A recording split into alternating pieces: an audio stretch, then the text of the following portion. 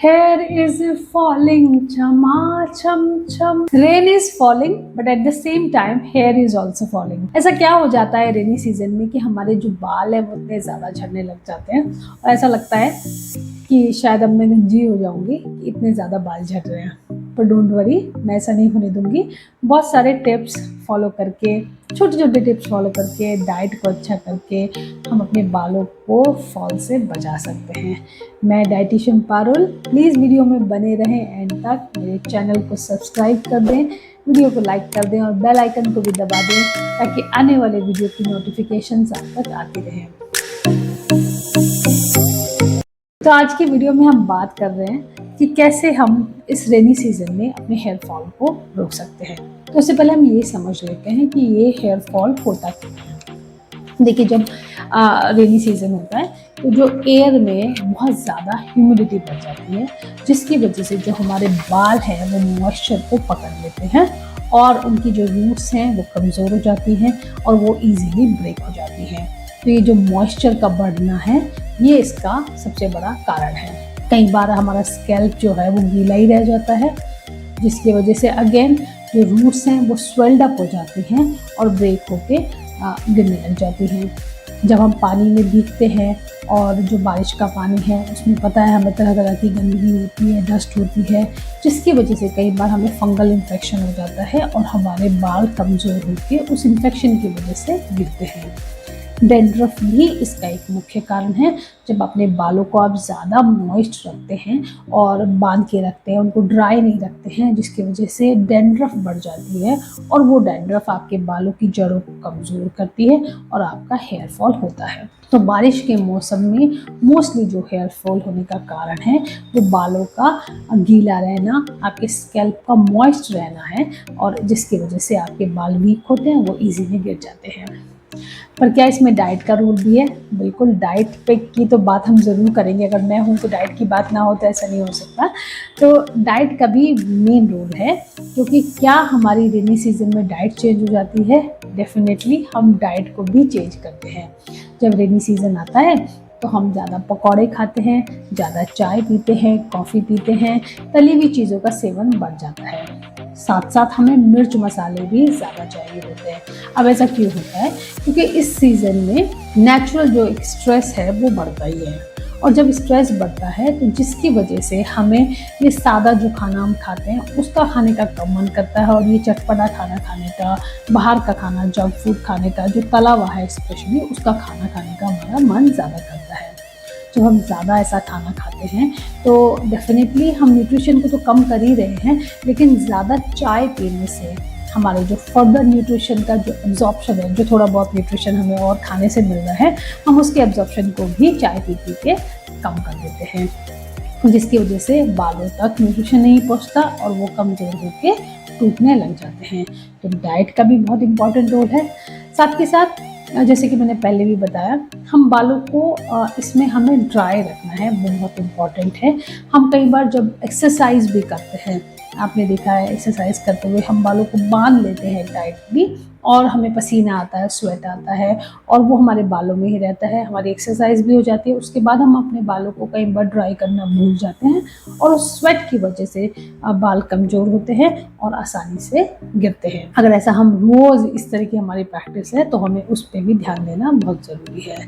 इसके साथ साथ कई सारे जो स्टाइलिंग के हम टूल्स यूज़ करते हैं बालों के लिए, जैसे कि हम ड्रायर यूज़ करते हैं, आयनिंग मशीन बालों पर ज़्यादा लगाते हैं, तो इससे भी बाल ब्रिटल होकर हमारे आसानी से टूटते हैं। कई सारे जेल्स और इस तरह के स्टाइलिंग क्रीम हम बालों में लगाते हैं जो बालों के लिए बिल्कुल अच्छी नहीं है, तो हमें उनको भी अवॉइड करना चाहिए। एट द सेम टाइम जो केमिकल वाले हम शैम्पू यूज़ करते हैं, बहुत ज़्यादा हम कंडीशनर बालों में लगाते हैं, इसकी वजह से भी हमारे बाल झड़ते हैं। तो अब हम क्या करें, क्या क्या चेंजेस हम करें, डाइट में क्या चेंज करें, साथ साथ हमारी और क्या चेंजेस होने चाहिए उस पर भी हम बात कर लेते हैं। देखिए, सबसे पहले जो डाइट है बहुत इम्पॉर्टेंट है। हमारी डाइट में protein, fibre, carbohydrate, other minerals, vitamin सबका होना बहुत ज़रूरी है, क्योंकि हमारे जो बाल हैं ये प्रोटीन से बने हैं, तो इन्हें प्रोटीन तो हमें खिलाना ही पड़ेगा। तो प्रोटीन में जैसे कि हम दाल, tofu, soybean, paneer, non vegetarians हमारा अंडा, फिश ये सब खा सकते हैं, तो इनको शामिल हमें डाइट में ज़रूर करना है। साथ में हमारी डाइट में हरी सब्जियां भी होनी चाहिए, जिसमें कि आप पालक, साग या किसी तरह की अदर सब्जियां जो बीन्स हैं, भिंडी है, या विटामिन ए और सी होना चाहिए, जिसके लिए आप कैरेट और कलरफुल जो हमारी बेल पेपर्स आते हैं वो खा सकते हैं। विटामिन सी के लिए आप टमाटर, नींबू खा सकते हैं। तो इस तरह से ये भी डाइट में होना बहुत इंपॉर्टेंट है। आप फल भी खा सकते हैं, फल से भी हमें बहुत सारे विटामिन और मिनरल्स मिलते हैं, तो ये भी बालों के लिए बहुत ज़रूरी है। साथ साथ हमारी डाइट में गुड फैट भी होना चाहिए, जैसे कि ओमेगा 3 फैटी एसिड जो हमें नट्स से मिलता है। हम वॉलनट्स खा सकते हैं, हम बादाम खा सकते हैं, और फ्लैक्स सीड्स का भी इस्तेमाल कर सकते हैं, जो कि बालों के लिए बहुत अच्छी हैं। आप चाहे तो फ्लैक्स सीड को आप दही में डाल के खा सकते हैं, या किसी सब्जी में भी डाल के खा सकते हैं, और उस फ्लैक्स सीड के पाउडर को आप सिर में लगा भी सकते हैं। तो वो दोनों तरह से आपको बहुत अच्छा मॉइस्ट भी करेगा और आपको न्यूट्रिशन भी देगा। तो इस तरह से हमारे डाइट में गुड फैट भी होना ज़रूरी है। फाइबर के लिए आप सब्जियां खाएं, सलाद खाएं, दाल, चावल, पूरा अपना मिलेट्स भी आप खा सकते हैं, जो रिच इन फाइबर हैं वो भी आपके लिए बहुत अच्छे रहेंगे। तो हमारी जो डाइट है वो इस तरह की होनी चाहिए, जिसमें प्रोटीन ज़्यादा, थोड़ा कार्बोहाइड्रेट कम, फाइबर, अदर मिनरल, सब्जी, ये सब होना चाहिए। इसके साथ साथ हाइड्रेशन भी देखिए बहुत इंपॉर्टेंट है। जैसे ये मौसम ऐसा है, तो इसमें हम पानी का इंटेक कम कर देते हैं। जैसे मैंने पहले बताया, हम चाय कॉफ़ी का इंटेक बढ़ा देते हैं, जो हमारे लिए ठीक नहीं है।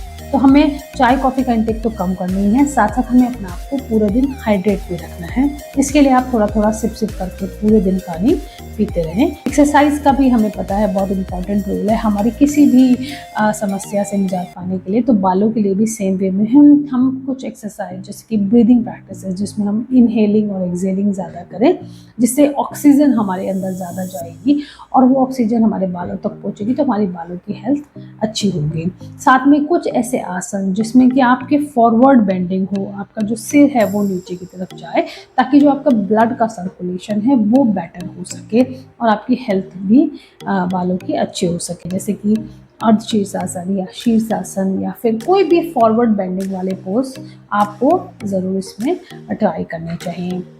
आप बालों को कॉम्बिंग उनकी अच्छे से करें, जिसके लिए आप वाइड जो आपके कॉम्ब होते हैं जिस कंघे के, वो वाला इस्तेमाल करें, जिससे आपके बाल ज़्यादा फंसेंगे नहीं, उलझेंगे नहीं और वो कम टूटेंगे।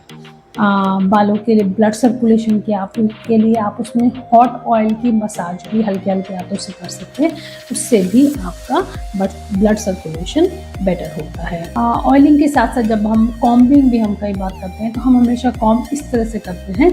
तो हम रात को सोने से पहले या किसी भी टाइम जब भी आपको कंफर्टेबल है, आप बालों को अपने सिर को नीचे करके पूरा आप ऐसे उल्टी तरफ से भी कॉम्ब कर सकते हैं। तो इससे भी आपके ब्लड सर्कुलेशन आपका बेटर होता है और आपकी हेयर की हेल्थ अच्छी होती है। तो ये सब चीज़ अगर हम छोटे छोटे टिप्स पर हम ध्यान देंगे, अपने बालों को ड्राई रखेंगे, उनको मॉइस्चर से बचाएंगे, तो आप देखेंगे कुछ दिनों में आपके इस बारिश के मौसम में भी आपके जो बाल हैं वो नहीं झड़ेंगे।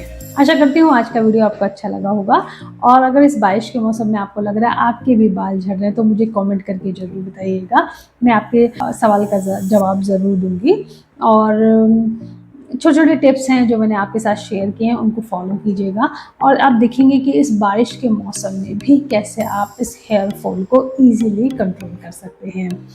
तो इन टिप्स को फॉलो कीजिए और बारिश के मौसम में भी अपने बालों को हेल्दी रखिए।